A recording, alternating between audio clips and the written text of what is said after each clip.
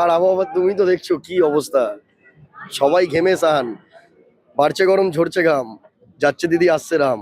আর কি বলবো, লড়াই তো আমাদের কাছে কঠিন না, কঠিন ওদের কাছে। এবার আমাদের কাছে কোনো কঠিন না, আমরা নর্মালি আছি। মমতা ব্যানার্জি এমন প্রচার করছে, মানে উনি উনি বিরোধী হয়ে গেছে, আমরা যেন 15 বছর ধরে রাজ্য চালাচ্ছি। মমতা ব্যানার্জি এমন প্রচার করছে। এখানকার কিছু মানুষ তো বলছে যে দিদি তাদের সারা বছর পাশে থাকে। দিদি সারা বছর পাশে দিদি পাশে থাকতে তো হচ্ছে না, একবার পাশে থেকে এত ক্ষতি করে দিয়েছে। দিদি 15 বছর 15 বছর পাশে থেকে এত ক্ষতি করে দিয়েছে, মানুষ আর পাশে চাইছে না। আজ একবারও দেখা করতে আসছে, একবারও দেখা করতে আসেনি।